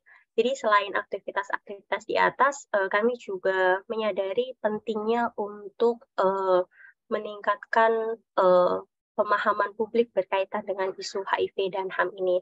Ada beberapa kampanye yang rutin kami lakukan. Yang pertama berkaitan dengan Red Sox. Jadi ini semacam bincang-bincang dengan komunitas atau ahli berkaitan dengan isu HIV dan HAM. Yang ini bisa dilihat di channel YouTube kami. Kemudian yang kedua adalah pembuatan produk-produk pengetahuan. Salah satunya berupa infografis dari hasil riset maupun dari hasil monitoring dan dokumentasi media. Itu saja yang dapat saya sampaikan. Untuk lebih detail, teman-teman bisa mengunjungi di Instagram kami atau website kami maupun Twitter. Terima kasih. Saya kembalikan ke Pak Simplexius. Oke, Mbak Novi, terima kasih untuk presentasinya yang menarik, melengkapi presentasi-presentasi yang sebelumnya tidak kalah menariknya. Dan saya kira supaya kita akan lebih berdiskusi secara komprehensif, saya persilakan Tamara Louis dari Sanggar Suara untuk mengambil sesi yang terakhir. Dipersilakan. Ya, silakan. Ya, silakan. Selamat sore Pak Simplexius dan teman-teman. Mohon izin saya tidak menyiapkan PPT, namun saya bisa menyampaikan melalui pemaparan saya. Dan saya Tamara Lois, sehari-hari saya bekerja di Sanggar Suara sebagai staf advokasi. Nah, mungkin saya akan memperkenalkan Sanggar Suara itu apa gitu ya. Sanggar Suara adalah organisasi transgender perempuan yang fokus untuk isu pendidikan, pemberdayaan, advokasi, dan penanganan krisis komunitas transgender perempuan muda di Jabodetabek. Oke, untuk peningkatan kapasitas SDM Sanggar Suara sendiri, kami ada beberapa kegiatan yang dilakukan oleh Sanggar Suara, yaitu ada pendidikan, penguatan organisasi, advokasi, penguatan organisasi, penguatan krisis, dan kampanye. Nah, dan saya juga sebagai pararegal di CRM, Steering Committee Mechanism. Jadi CRM ini pararegalnya ada di berbagai wilayah gitu ya, dan ada 16 pararegal sendiri. Jadi dan di CRM ini kita melakukan setiap bulan terkait update situasi dan kondisi yang dialami oleh teman-teman LGBTI gitu ya, khususnya saya di Sanggar Suara sendiri, khususnya untuk teman-teman transpuan gitu. Mengenai pada saat pandemi kemarin, teman-teman transpuan juga mengalami kesulitan ya, dalam arti kata dari segi pekerjaan, terus juga dari segi pendapatan gitu. Dan mereka lebih kayak misalkan teman-teman yang IPS gitu, lebih memikirkan bagaimana caranya mereka bisa menyambung hidup gitu ya untuk esok hari tanpa memikirkan kesehatannya gitu.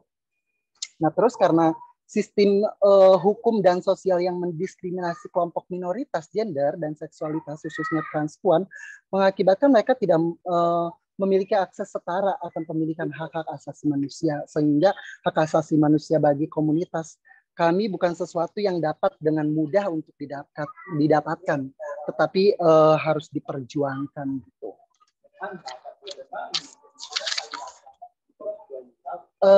Dan mungkin segitu aja kali ya. Nanti mungkin bisa kita ada sesi diskusi lebih lanjutnya, nanti bisa tanya jawab gitu. Terima kasih Pak Simplexius. Oh oke Tamara ya, penggunaan waktu yang singkat, tapi saya kira poin-poinnya dapat, yaitu bahwa telah dilakukan upaya-upaya untuk mencoba memberikan perlindungan terhadap kelompok yang menjadi organisasinya, dan di samping itu memang digambarkan juga bahwa upaya yang dilakukan itu memang perlu mendapat dukungan karena pelanggaran-pelanggaran terhadap HAM mereka sebagai kelompok marginal itu masih tetap ada walaupun kita sudah berjuang 30 tahun lalu, sejak 30 tahun lalu.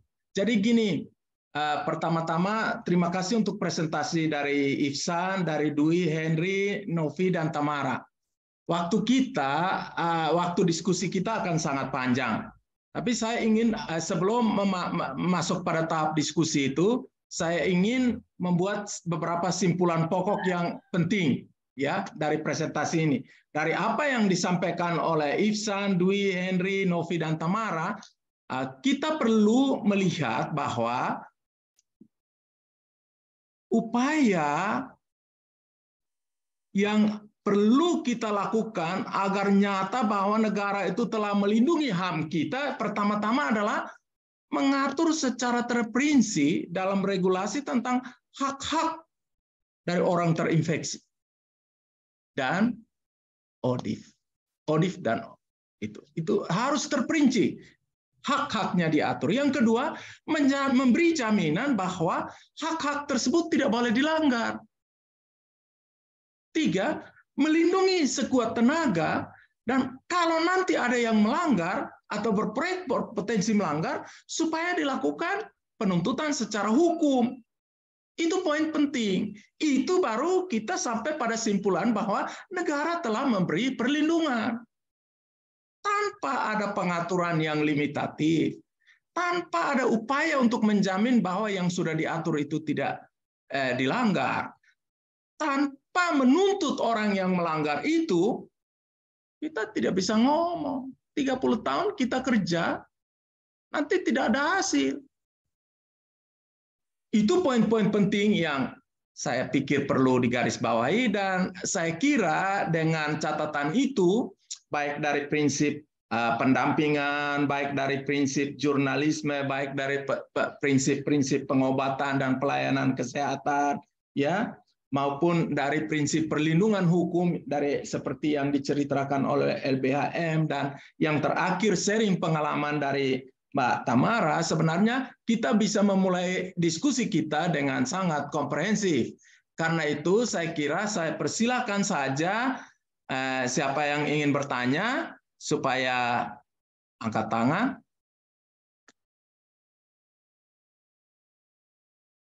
Mungkin juga saya ingin kasih lembaga Aceh ya. Saya kira langsung saja, tapi mungkin diskusi kita hanya akan berlangsung sekitar 20 menit lagi, sehingga setelah itu kita persiapan untuk mengikuti acara penutupan. Silakan lembaga RK dari Aceh. Ya, silakan. Ya. Terima kasih Pak. Sebelumnya saya di sini dari lembaga RK Aceh Singkil. Lembaga ini baru saya dirikan. Saya berdiri sendiri tanpa ada bantuan dari pihak manapun. Saya mendirikan lembaga ini karena dari hati, karena di Aceh itu seperti tadi aku lihat slide-nya Dr. Louis, stigma dan diskriminasi di Aceh Singkil itu sangat tinggi.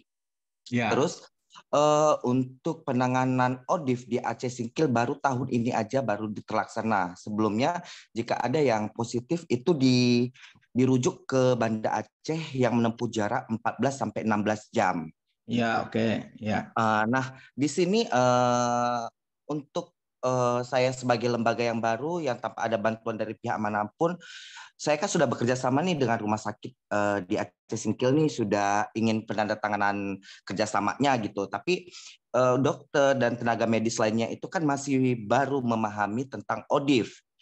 Dan bagaimana cara saya untuk memberikan pengetahuan kepada mereka tentang ODIF ini, dan bagaimana cara saya untuk mengurangi stigma dan diskriminasi di Aceh Singkil, karena ada yang sudah terpapar positif itu dikucilkan dan sampai pergi meninggalkan Aceh Singkil ini sampai usahanya ditutup begitu Pak. Ya, baik Bang. Ya, nah, jadi pertanyaan ini ditujukan kepada kelima-limanya ya, kelima narasumber atau siapa yang boleh sharing. Oke. Yang berikutnya saya kira 3 orang penanya supaya langsung dijawab.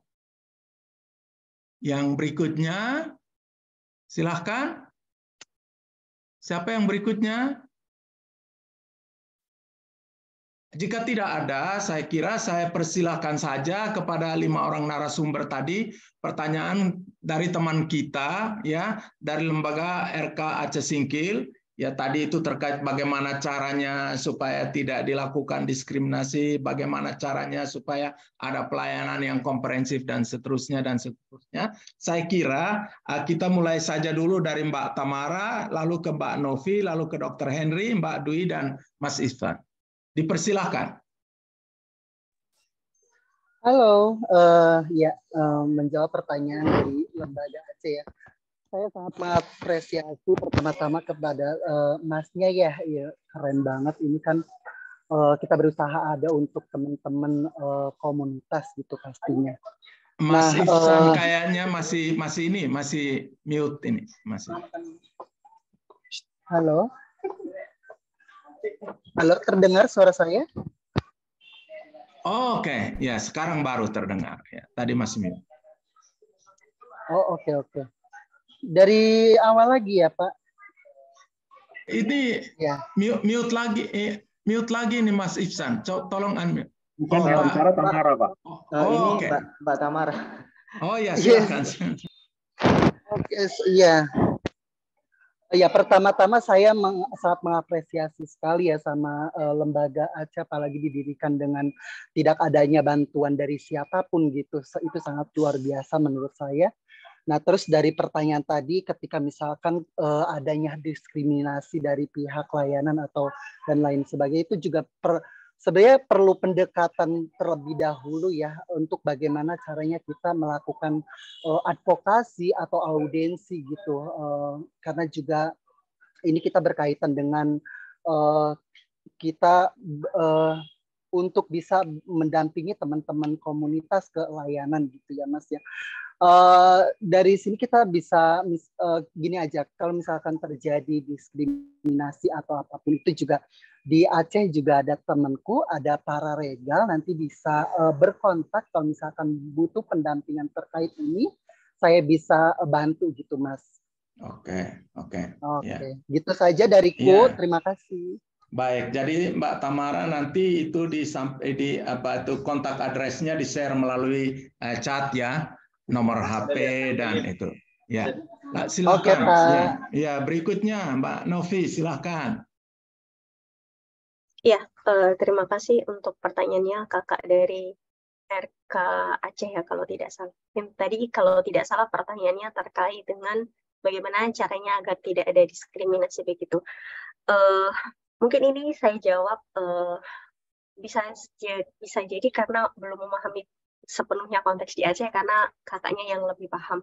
Tetapi secara umum, kalau tidak ada diskriminasi, untuk saat ini menjadi hal yang cukup sulit banget begitu karena secara peraturan perundang-undangan di nasional kita belum punya aturan yang melarang diskriminasi atas dasar misalkan status kesehatan, orientasi seksual, ataupun identitas gender. Terlebih dalam konteks Aceh, sedikit yang saya tahu, banyak sekali perda-perda Aceh yang itu cukup diskriminatif terhadap teman-teman ODIF dan populasi kunci. Dalam beberapa temuan LBHM begitu ya yang pernah kami lakukan, misalkan ketika ada proses razia, penggerebekan, penutupan salon, bahkan itu cukup tidak sesuai dengan prosedur hukum dan lain sebagainya. Tetapi selain dari Kak Tamara yang tadi sampaikan gitu ya, berjejaring dengan pihak-pihak lain dalam hal ini misalkan paralegal, mungkin belajar dari apa yang dilakukan oleh LBHM begitu, yang terpenting adalah hal yang mungkin saat ini bisa kita lakukan adalah mendokumentasikan peristiwa-peristiwa diskriminasi atau pelanggaran yang terjadi itu. Karena kita tahu jika kita mendiamkan, maka seolah-olah hal ini dianggap ternormalisasi di masyarakat bahwa ini bukanlah suatu pelanggaran HAM. Dan dari pendokumentasian itu bisa jadi nanti menjadi data-data penting untuk melakukan advokasi ataupun hal-hal lainnya untuk perbaikan agar mencegah atau tidak ada lagi diskriminasi. Mungkin itu sedikit dari saya, Pak.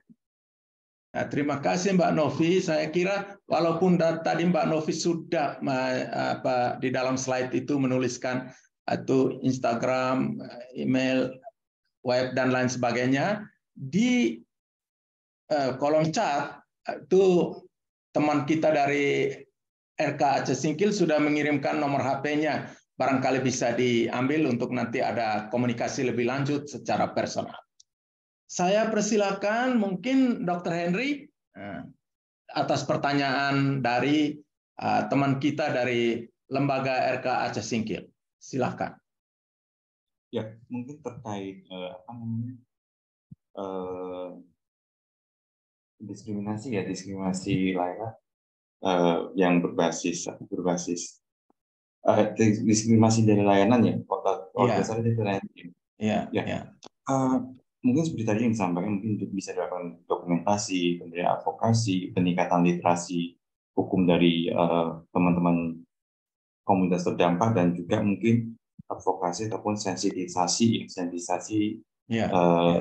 SOGI ataupun HAM kepada layanan kesehatan ataupun kesehatan, kemudian terutama ingatin soal etika kedokteran dan sebagainya. Begitu. Cukup, Dr. Henry? Ini oke. Silakan dilanjutkan dengan Mbak Dwi. Mbak Dwi, tolong share bagaimana media bisa melakukan dua hal tadi, both side ya, mengurangi diskriminasi di satu sisi, tapi juga mengangkat kasus-kasus itu agar menjadi kepedulian publik, sehingga publik dapat melakukan tekanan agar diskriminasi dan stigmatisasi itu dihentikan. Silakan Mbak Dwi. Baik, terima kasih atas waktunya. Kalau untuk dari kami di DIY itu, meskipun kita memang mendapatkan diskriminasi, dan ketika tadi saya menceritakan bahwa kita juga sakit ketika disebut bahwa kita harus mengalami karantina dan lain sebagainya, tapi kita tidak mau kalah juga kayak gitu. Meskipun kita disakiti, kita selalu maju terus, bahwa kita selalu mengundang, kita selalu melakukan ngajak untuk diskusi, dan teman-teman media selalu kita undang di setiap kegiatan kayak gitu, karena memang kita ada beberapa program-program yang memang itu ada peningkatan kapasitas, selalu ada beberapa advokasi, lalu ada pertemuan jaringan, pertemuan dari internal kita, dan setiap pertemuan itu memang kita ada sharing diskusi, sharing pengalaman, sharing pengetahuan terkait HIV itu seperti apa dan lain sebagainya. Saya pikir itu bisa menjadi salah satu langkah untuk memberikan sebuah pemahaman atau mungkin agar dia itu kayak hatinya bisa luluh kayak gitu, karena meskipun kita disakiti tapi kita selalu maju terus kayak gitu. Pokoknya jangan sampai kita lelah lah kalau misalnya untuk mengabarkan sesuatu yang saya pikir ini adalah kabar yang baik kayak gitu, kabar baik dalam arti bahwa kita pengen melakukan yang terbaik, dan kita tidak pengen ada diskriminasi lagi untuk teman-teman ODIF kayak gitu. Jadi kita selalu berusaha untuk mengabarkan kayak gitu. Itu saja sih Pak dari saya. Oke, Mbak Dwi. Jadi ini teman kita dari RK Aceh ini bilang sudah ketemu Mbak Dwi. Ditunggu dukungannya. Ditunggu dukungannya. Kemarin katanya sudah ketemu. Dan yang terakhir waktu untuk Kak Ihsan, dipersilakan. Terima kasih atas kesempatannya. Untuk menanggapi dari RK Aceh, saya mungkin akan, saya setuju dengan pendapat semua narasumber. Mungkin saya sifatnya sedikit melengkapi saja.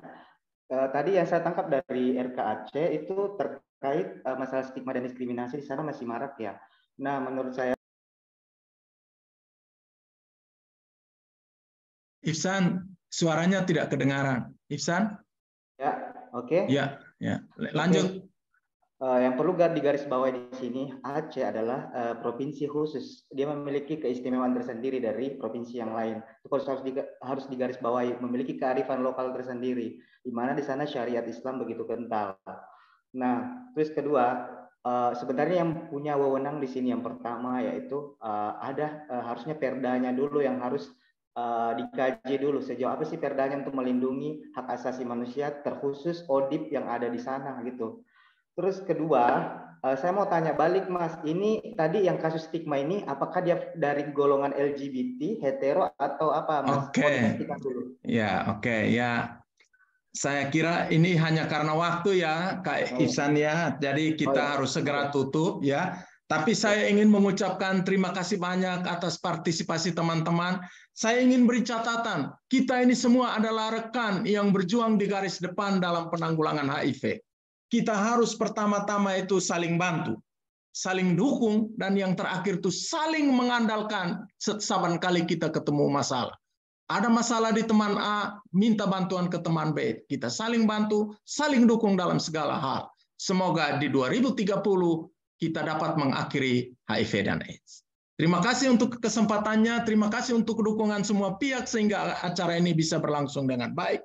Saya kembalikan kepada panitia.